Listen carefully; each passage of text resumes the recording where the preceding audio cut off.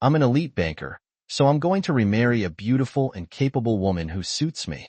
Being with a gloomy woman like you brings my luck down. I'm divorcing you, a useless person who doesn't earn a cent. What? What about our child? You take care of Emma. I'm having a new child with my mistress. My husband, who abandoned me and our daughter, and even got his mistress pregnant, announced that he would remarry. I decided to divorce him, unable to tolerate his attitude any longer.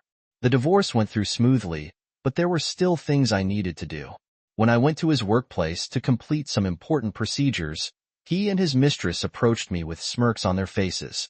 Missing me so much that you came all the way to my workplace, lol? You're out of money because you're a stay-at-home mom, so you're here to dip into the savings, right, lol? I looked at the two of them, who sneered at me as if I were trash, and told them coldly, I'm here to collect $6 million. What my husband, who learned that I had won a huge lottery prize, immediately changed his tune and begged for my forgiveness. My name is Olivia. I am currently 32 years old. When I was young, my dream was to become a caregiver. I wanted to help people. After graduating from high school, I attended a technical school for caregivers and successfully passed the exam. I was able to fulfill my childhood dream. The work of a caregiver was tough, but hearing thank you from a patient made it very rewarding. One day, a close colleague invited me to a mixer. That's where I met my husband, Liam. My first impression of him was, wow, he's handsome. I wanted to talk to him, but he seemed like the cool and quiet type, so I thought he didn't like these kinds of events. However, since we happened to be heading in the same direction, we walked to the station together, and I found out he was actually quite talkative and very fun to be around. Liam was just shy with strangers. He wasn't cool at all. I found that gap to be adorable. We quickly grew close and decided to get married. However, through a mutual acquaintance, I later learned that Liam had another girlfriend at the time.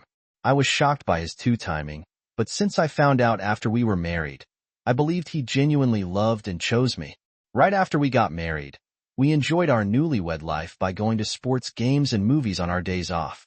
We also shared a hobby of buying lottery tickets. At first, when we went to a sports game, we happened to see a lottery ticket booth. Out of curiosity, we decided to buy a sports lottery ticket for the first time. Surprisingly, we won. It was beginner's luck. It wasn't a big prize, but we got hooked and started buying tickets regularly, though only small amounts. For example, if it was a lucky day or if my morning horoscope ranked first, we would buy a ticket. It became one of the few hobbies we enjoyed together. In our 4th year of marriage, we wanted to have a child but couldn't conceive. I thought it might be time to start fertility treatment. Just when I was thinking that, I got pregnant with our first child. We did it, Olivia. We're finally going to be parents. When the pregnancy test came back positive, my husband was overjoyed with tears in his eyes. I'm so happy, but we can't really celebrate until we see the OB. I'm so anxious, but I have a good feeling, a hunch. The next day, we went to the OB nervously. The doctor confirmed the pregnancy through an ultrasound, saying, "Congratulations, you are pregnant." I was able to see the proof with my own eyes. I was so happy that I immediately texted my husband from the hospital waiting room, "I'm pregnant. I'm in my 5th week. We'll have to tell each other's parents when I reach a stable period." The message was read right away, and he replied, "Really? That's great. I'm so happy. Thank you so much, Olivia. Please be careful on your way home." He usually took a long time to respond, but he must have been really thrilled this time. I savored my happiness as I went home that night. This is so exciting. Do you want a boy or a girl? Liam? Tough choice. I'd be happy with either, but if it's a girl, I might be too sad to handle it when she gets married. If it's a boy, we can play together a lot when he's young. True, but if it's a girl, I'd love to talk about romance with her. We had such a lively conversation over dinner soon after we found out the gender. Thanks to my husband's support, I had a happy pregnancy with no major issues, even though it was challenging at times. Before we knew it, time flew by, and I safely gave birth to a beautiful baby girl. We named her Emma. We had planned to support each other and overcome challenges together, but my pregnancy and childbirth led me to quit my job. I had been working as a caregiver, which was physically demanding with night shifts, so continuing was difficult. However, this was when my husband's attitude completely changed. Before my pregnancy, we both worked full-time and shared housework. But once I became a stay-at-home mom, he started saying things like, "You were home all day, right? Why isn't the house clean? You're at home, so you must have plenty of free time. Make more elaborate meals." My husband's attitude has made our marriage increasingly fragile, and although we sleep together, there is no intimacy. He even said, "I'm just putting up with you because there's nowhere else to sleep. I don't really want to sleep next to you." I thought he should sleep on the floor, but I couldn't say that. We had no meaningful conversations, and we only talked about practical matters. Even when I tried to talk to him, he barely listened and gave half-hearted responses. "Hey, on the TV show yesterday." "Oh, listen, today, Emma," was about the extent of it. He only responded with "oh" and "hum." He had no interest in expanding the conversation. When he wasn't giving half-hearted responses, he was always angry. "Damn it, what's with this food? It's so bland. I can't eat this. I thought milder flavors were healthier. Shut up, you can't cook. Your cleaning is sloppy, and you're useless at everything. If I hadn't married you, no one else would have taken you in." He often said things like that. In the end, he even treated our 3-year-old daughter poorly. "Daddy, look, I drew this picture of you." She showed him a drawing, but he just said, "Whatever." How could any child grow attached to a father like that? Still, I endured it, trying not to upset him and start a fight. But lately, I've been thinking, am I just a housekeeper with the title of stay-at-home mom? At home, he was like that, but he worked at a major bank. My friends would say, "Wow, a banker for a husband. You're so lucky." And he seemed to really love me. He did put on a good front once at a friend's wedding we attended together. He said, "Olivia is great at cooking and keeps the house spotless. She's really the perfect wife," in front of everyone. Our friends cheered at his words, but in reality, he showed no interest in me or our daughter and was just a verbally abusive husband. He was like a different person at home and outside, and he was incredibly selfish on holidays. He would go out without saying where he was going and return home in the morning. He didn't help with the housework or childcare at all. I had no idea when he finished work during the week or what he was doing because he'd come home late and never told me where he was. When I questioned him about it, he said, "It's none of your business where I am or what I'm doing. You should be thankful that I, an elite, bring home the money," and then he'd start yelling at me. He'd also say, "You're always home, but you can't even keep the house clean. You're useless and can't complain to an elite like me. You've become so frumpy, using childcare as an excuse. I can't see you as a woman anymore." The first time he said that, I was so shocked that I could only cry. Still, I didn't give up and tried to talk to him many times to rebuild our relationship, but he wouldn't come home. If I tried to talk to him early in the morning, he'd be in a bad mood, and our lives just kept drifting apart. We ended up living like strangers in the same house. People might wonder why I didn't just get a divorce sooner. I thought about it many times myself, but as a stay-at-home mom, could I really raise our young daughter alone? Could I find a job quickly? Would I be able to support her if she wanted to take up a hobby or go to college? Could I provide her with a comfortable life? I was very anxious about all of this. One day, I went to the grocery store alone to buy groceries. I saw a banner in the corner of the store that said, "Love Lucky Day." It was a lottery booth. In the past, when Liam and I saw those banners, we would buy them together. I miss those days. I reminisced about the good old days, but those happy times felt like a distant past. My husband had changed. Out of frustration, I went to the lottery booth. It was my first time buying a ticket alone in a long while. I've come all this way. I might talk to my husband about buying a lottery ticket if we won. Maybe we could have light-hearted conversations like we used to, talking about things we'd like to do and places we'd like to go, with that faint hope. I went home, but that night, he didn't come home until after 10 p.m. I put our daughter to bed and was watching TV alone in the living room when I got a call from his number. "Hello, when are you coming home? Are you Liam's wife?" I heard an unfamiliar woman's voice. I had a bad feeling, and my blood ran cold. "Who is this?" I asked. "My name is Amelia. I'm Liam's girlfriend. Your husband is sleeping soundly next to me right now," the caller said. It was my husband's mistress. "I've been wanting to talk to you. I love Liam, and he feels the same about me, so I'll get straight to the point. Please divorce him. Liam said it's time to get rid of my maid wife, so he's going to bring it up soon. Start preparing for the divorce. I was furious with my cheating husband, but this wasn't the first time I realized he had been cheating. Even before our marriage, but this time, I had suspected he was having an affair. He always came home around 10 p.m. on weekdays and wasn't home on weekends. He never let go of his phone and never touched me, so I wasn't surprised about the affair. But the way Amelia talked so casually about it gave me chills. Amelia's confident, triumphant tone made my blood boil. My husband, who spent every night at his mistress's place and even had his phone taken away, made me see red with anger. Okay, I'll need to talk to my husband first, so I'll end this call now. We'll talk more later. No, talking to Liam won't change anything, she continued.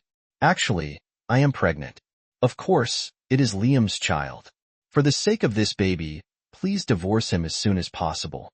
My mind went blank at Amelia's words. Pregnant? This can't be real. I'm not lying.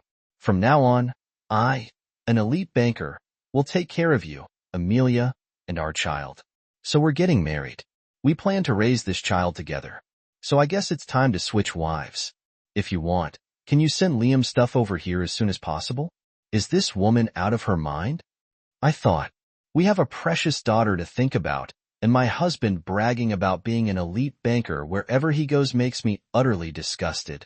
Too exhausted to yell or argue, I asked calmly, okay, can you give me your address? Oh, you're pretty cooperative, aren't you? She replied. The address was carefully written down, and I hung up the phone. My husband came home around midnight. I told him about the call from his mistress and confronted him. He admitted to the affair without hesitation. Gez, she always blabs about everything. LOL. I'm going to March. Amelia is a beautiful and capable woman who suits me because I'm an elite banker. I thought you might be useful as a housekeeper, but lately, I've realized that being with a gloomy woman like you brings down my luck. I'm divorcing a useless woman who doesn't earn a penny and brings down his luck. Useless housekeeper. The words pierced my heart like sharp knives. But we have a precious daughter to protect. I must sort this out. What about Emma? I asked, my voice trembling. You take care of Emma. I'm going to have a new baby. Of course, I will pay alimony. You're just a stay-at-home mom. You can't make a living without alimony. And a high salary earner like me can afford to pay alimony, unlike you. No apology, no consideration for our daughter. Did this man even have a heart? I felt something snap inside me. I had no lingering attachment to this man. I would protect my daughter on my own. After that, my husband started blabbing on about Amelia, even though I didn't ask about him. Apparently, Amelia was a new employee, just 24 years old, a quick learner, and a beauty, popular with everyone. I'm leaving an old hag like you and starting a second life with young and cute Amelia, with sparkling eyes. Even though I was insulted by both my husband and his mistress, I couldn't shed a single tear. I just wished them misery. That night, my husband took the bare minimum of his belongings and said, I'll send the divorce papers once everything's settled, and left. He didn't return the next day or the day after. He was probably staying at Amelia's place. I started preparing for the divorce. I heard that sorting out the alimony before the divorce was better, so I consulted a lawyer before filing. I sent my husband's belongings to the address Amelia had given me and started preparing to move back to my parents' house with my daughter. As I was cleaning the house, I found more of his stuff, so I called him. I found a bunch of your stuff while cleaning. Oh, sorry about that. I'll come get it tomorrow. The next day, my husband came to the house, and there standing beside him was someone who I assumed to be his mistress, Amelia. Nice to meet you, ex-wife. I'm struggling with morning sickness. Did you fill out the divorce papers? Can we get this over with quickly? She asked. She was indeed pretty and much younger than me. Seeing my husband with his arm around the pregnant Amelia made me feel sick. I just wanted them to leave as soon as possible. Here are the divorce papers and your stuff, I said, handing over the signed papers. My husband quickly signed his name and shoved them back to me. They're filed today, he said. Yeah. They left, and I finally felt a sense of relief. Besides the divorce, I had another important task to handle. The divorce was finalized, and they paid the alimony in one lump sum, as he had bragged many times about being an elite banker. It was no surprise. A week later, I visited the bank where my ex-husband worked. I had important business to attend to. As I ignored my ex-husband and proceeded with my business, he smirked and started talking to me. "What's this? Missing me already? You're so pathetic," he said. Then Amelia, who had been sitting at the back desk, came over. "Oh, isn't it the ex-wife? What are you doing here? Out of money because you're a stay-at-home mom? So you're here to dip into the savings?" I was utterly fed up with their constant snide remarks. "No, I'm here to collect something," I replied. "What, $6 million? What?" "Yes," I confirmed. I had bought a lottery ticket from a store in the corner of the supermarket. After a long time, it turned out to be a winning ticket. When my husband and I used to buy lottery tickets as a hobby, we'd anxiously check the results together. But this time, I wasn't expecting to win. Anyway, since I bought it alone, I casually looked at the results online and saw the words, "Congratulations for winning." I assumed it was the usual small prize, but when I scrolled down, I saw numbers I'd never seen before. Winning amount $6 million. I counted the digits over and over. What? $6 million. I was in shock, staring at the screen. That day, I just stood there, looking at the winning screen. I was so stunned that I couldn't focus on housework or childcare. The next day, I checked again on my computer, and it was still $6 million. I read through the steps to claim the prize while feeling like I was floating in a dream. It felt surreal. I asked my lawyer if the lottery winnings I purchased before the divorce would be considered joint property. However, since the divorce was due to my husband's fault, it wouldn't be subject to division. When I explained this to them, my ex-husband exploded. "Why didn't you tell me? That should be split. It's unfair for you to keep it all. This is ridiculous. You cheated and got your mistress pregnant. It's not subject to division." I confirmed this with my lawyer. "Lies," he raised his voice. "You never won a big prize while you were with me. You should have used that luck with me. You lousy wife. Why should you get so lucky? You told me, remember, being with someone as gloomy as me brings down your luck. Maybe it was your fault my luck was down." Gamelia snapped, "What's with this woman, Liam? It doesn't matter how much money she has. Let's go." She tugged at his arm, but my ex-husband didn't budge. Then he said something unbelievable. "Olivia, I'm sorry, let's get back together. I was wrong to cheat and make fun of you. Let's start over," Amelia yelled. "What are you saying? You said you'd support me and our baby. You said you loved me, and now you want to go back to her. But with $6 million, I could quit my job. We could buy a house, drive a nice car, go on trips. It would be a dream come true." Blinded by the money, my ex-husband wanted to get back together. His despicable words made me feel a fiery anger surge through me. "You really are a total." I was disgusted to think I had lived with such a pathetic man for so long. "I'm sorry for everything. From now on, I'll treat you right. Let's reconsider." He grabbed my arm, refusing to let go. That was the last straw. "Don't you dare." I yelled at him. My ex-husband flinched in shock at my outburst. Just then, someone who had overheard our commotion came out from the back. "Mr. Liam, what's going on?" The person who had approached was the branch manager of the bank. Both my ex-husband and Amelia were flustered at the sight of him. "Nothing at all, really. I've already been briefed on what happened. Are you sure there's nothing more?" "Oh well, I'll be speaking with you later, Liam and Amelia. I'll need to discuss your involvement as well." Both of them turned pale. Cheating, impregnating a mistress, and loudly discussing it in the bank. No wonder the bank was in a tough spot. Feeling a bit of shock and fright, I watched the scene unfold. The branch manager then approached me. "I apologize for the distress this situation has caused you," he said, bowing deeply. Following his lead, my ex-husband and Amelia also bowed, though in the case of these two, I think they had no choice but to bow their heads as the branch manager bowed his head. "Oh no, it's fine. You're here to collect your lottery winnings, right? Let me assist you immediately." Thanks to the branch manager's swift response, I was able to claim my winnings and suddenly became a millionaire. A few days later, my ex-husband started blowing up my phone. I regretted not blocking him initially. I ignored his calls, but eventually answered out of sheer persistence. Hello, Olivia. Thank God you answered. What do you want? Since that day, my boss has been furious. He said having someone like you around is a liability to the bank's reputation. Isn't that unfair? I've worked so hard all this time. I sighed deeply, sensing the situation. Your boss seems to be a wise person. They probably realized that your lack of integrity would eventually cause major issues for the bank. My ex-husband was stunned into silence by my calm demeanor. I continued, and the only thing you've worked hard at is fooling around with women, right? I couldn't care less about your precarious position at work. Goodbye. I hung up and felt a bit relieved after that. I heard from a friend that my ex-husband was demoted and transferred to a remote location. The punishment was for his infidelity and causing a disturbance at the bank. Amelia, who had witnessed him trying to reconcile with me after learning about my lottery win, was furious. She reportedly told him, "Actually, the baby might not be yours. I had several potential marriage candidates. I thought you'd be a good catch because you claim to be an elite banker, but I don't need a demoted, low-ranking bank employee. I'm going to marry someone better. Goodbye." She then quit her job at the bank and disappeared.